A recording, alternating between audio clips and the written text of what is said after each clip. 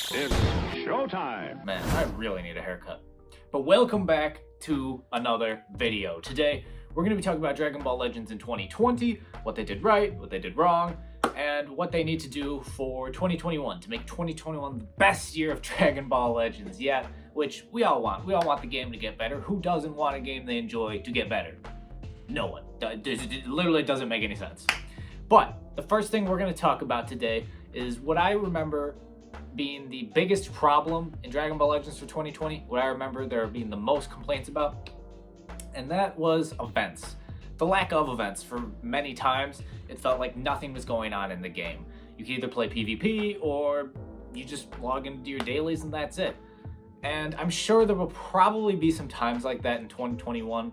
With most games, there tends to be at least some period of time where things drop off. It's slower. It's not fast paced. Oh, here's this event, new banner, da.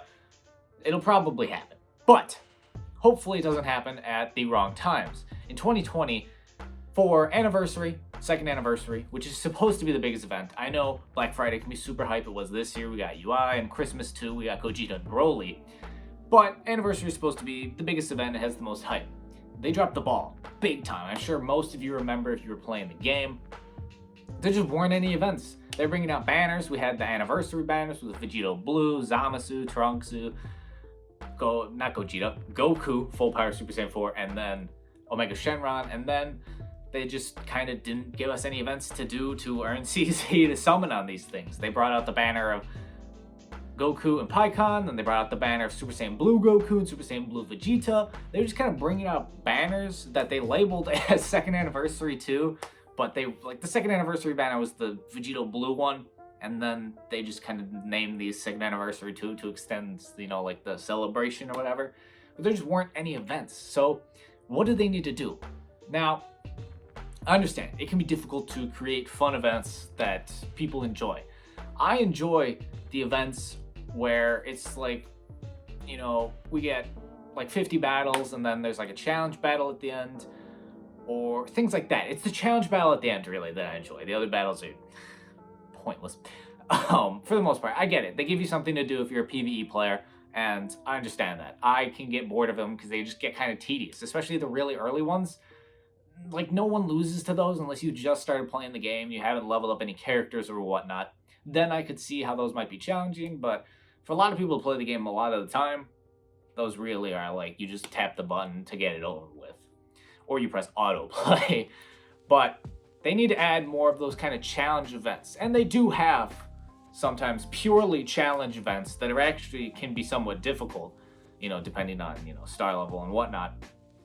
But those are fun when they make it so there's a challenge for you guys to compete for and for us to earn CC. It's just so much more fun than sitting there trying to grind. You're not even trying to. It's easy. You're easily grinding through 100 levels for like these Rising battles. But they did change that with the Vegeta, which I actually enjoyed. Their newest Rising battle, they changed up if you didn't realize. Normally there are 100 battles. This time it was 50 battles. And then to earn the rest of the Z Power, you just had to do some challenges, which you can complete in PvP or any of the other PvE events they had going on. I really enjoyed that aspect because it let you have more freedom. You didn't have to just sit there grinding the battle against the same enemy who changes up a little bit and is slightly harder because he's at a higher level and has a little more HP. And then they change up the boost characters on you. I don't know, to me, that isn't my cup of tea. I understand probably some people enjoy it, so it'll be kept in the game. It's also an easy way to have events to do. It's just make a battle a bajillion times. I understand Legends is a fighting game. We're not going to get RPG, you know, Legend of Zelda, Breath of the Wild. I'm solving puzzles, traversing the world. It's never going to be that. I get that.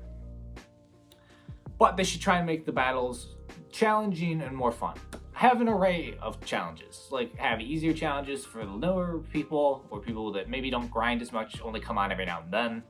And then have ones that are harder, that people who play a lot or all the time have something to be challenged by, at least have fun.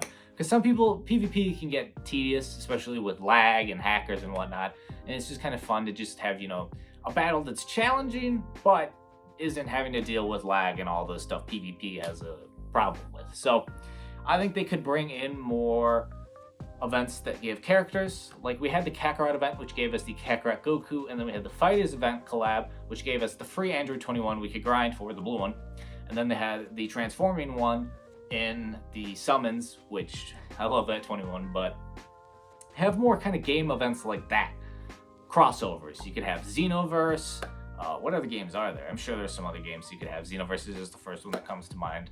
Super Dragon Ball Heroes, that's a game. I know that's also the anime that a lot of people like, the promotional anime for the game. Those could be some. There's so many characters. You could have like an event like that every now and then to bring a new character to the game. I think that could be a really cool idea.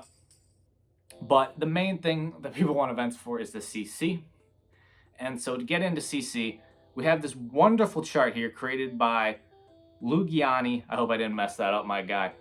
And he totaled all the CC we got over the year of 2020 and each individual month.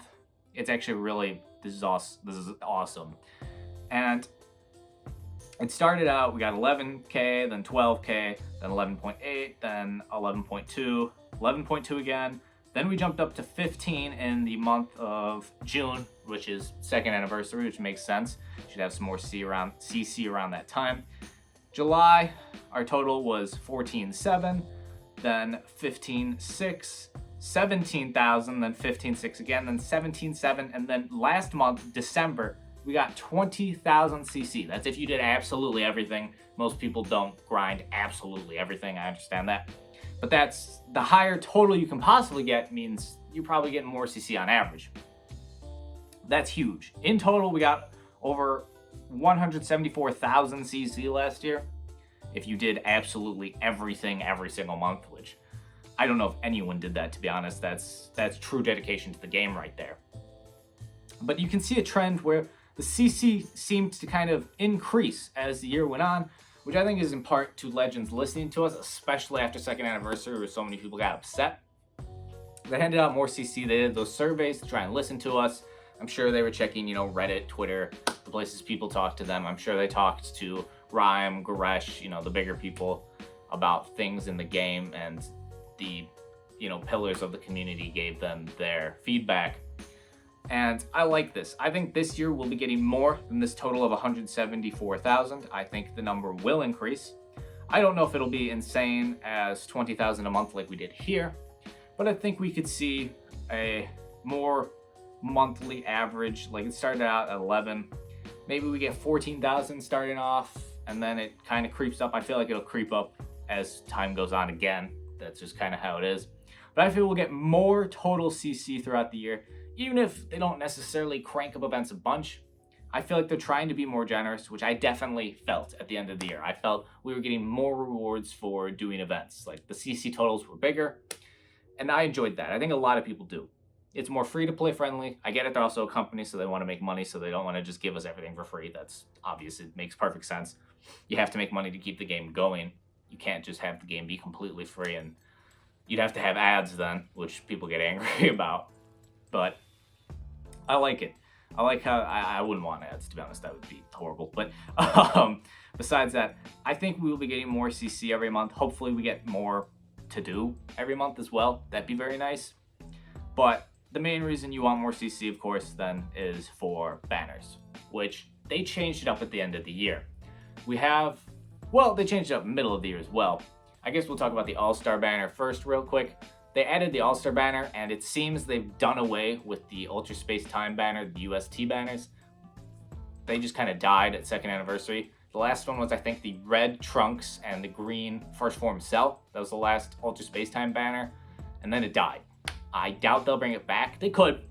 I doubt it, though. We haven't seen it in over 6 months now, so I doubt it's coming back. They've seemed to replace it with All-Star, which I actually really enjoy. If you don't remember, the All-Star banner is the banners where you can get the characters, and then there's missions you can buy for 2,000 CC. You can earn Z power to increase them to 6 stars. And that's a lot better, because otherwise you have to gamble your way. That's what it is. You're just gambling your CC to try and get more copies. So I like that kind of guaranteed thing of, if you pull the unit, you do have to pull them one time, but that makes sense. You don't want to just 2,000 CC and you're guaranteed the unit. I get it. You want people to pull for them. And then once they finally get them after spending money, hopefully, according to them, then they can increase their levels. But I like that. I think the All-Star banner is definitely an improvement over the UST banner. But then we have the new step-up banner, which I'm not sure if they're going to continue with. But for Broly and Gogeta, they changed up the step-up banner. I'm sure you know. It's 5 steps now. The first step is 500cc, and you get 10. It's a full multi, 10 units. Then step 2 jumps to 1000cc. You get a special Gogeta or Broly, it will be whatever the banner's called, but Sparking Rarity Guaranteed ticket, and then you get Legends ticket as well. Step 3, you don't get the guaranteed Sparking ticket, but you get 10 Legends tickets. It's 1000cc as well. Step 5, you get 2 guaranteed Sparking tickets, and it's 1000cc. Now, you'll notice they've done away with the 3-step, which would be normally step 7 on the normal step-up banner, which they had with UI. Now, the big difference I think they were going for is that the LFs on the new banner are 0.5%, while on the UI Omen, they're 0.25% chance. And it's definitely better that it's 0.5. That's twice as much as 0.25. You can do math. And that's nice. But then, with this guaranteed ticket thing, it's nice that you're guaranteed a Sparking, but they dilute the pool so much, and they make it only 0.5 still. Again, a 0.5 chance you get Broly or Gogeta or whoever the new LF would be in, a different banner. That sucks, because yes, in the Goku one, you have to get 5 tickets for 1 guaranteed Sparking. In this, you can get 10 tickets and you get 10 guaranteed Sparkings. It sounds nicer.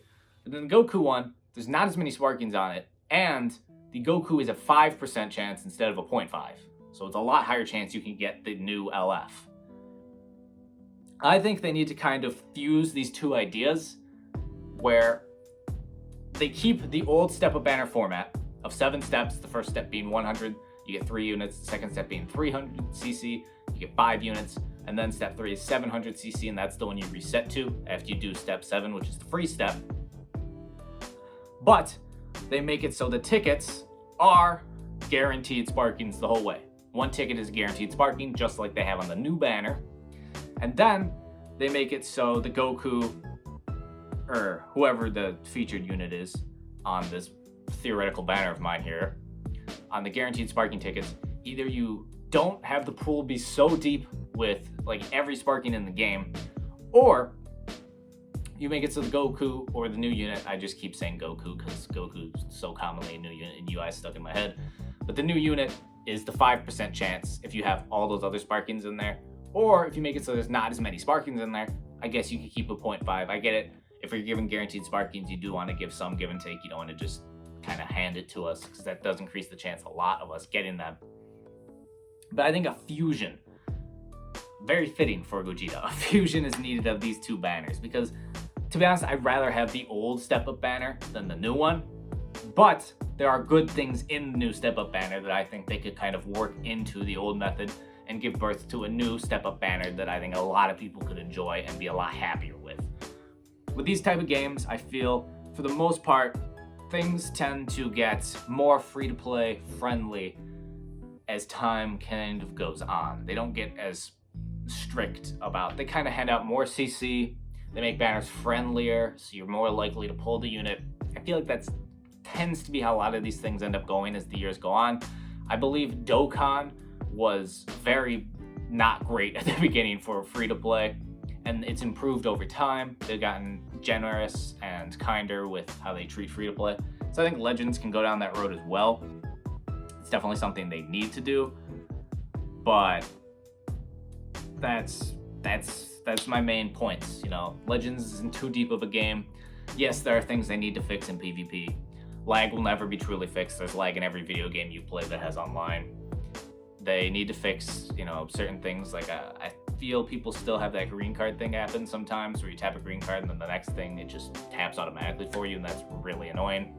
There are other things I've noticed with PvP that happen. Like I've tapped my main ability, and like it shows that I've tapped the main ability. Like it lights up, okay, you've hit the main ability button. I know I haven't tapped, I have missed tap or something, and then they just tab attack instead of the main ability, and I'm like, what?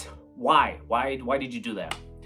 But that's a separate issue. They can add more events for PvP, like a tournament mode, which although can be very difficult to set up for a real game with people all over the world, different time zones, different schedules, you know. A tournament mode sounds really cool, but the logistics of it just aren't super friendly or likely to happen. But let me know what you guys' thoughts are. What do you want to see happen in Dragon Ball Legends? How do you feel about 2020? Was it a good year? A bad year? What did you enjoy? What did you not enjoy? What do you want to see happen in 2021 for the game? I'm probably going to make a video talking about hype characters that'll be coming to the game soon, or that I want to come to the game soon that a lot of people would want to see. But let me know your guys' thoughts. You know, do you think we'll be getting more CC? Do you think they'll be giving us more events? Will they improve banners? Let me know your guys' thoughts. Would love to hear you guys down below. Hear the community of Dragon Ball Legends. That's going to do it from me here. If you enjoyed the video, leave a like, subscribe if you are new. And as always, I hope y'all are staying happy and healthy. I'll catch y'all tomorrow.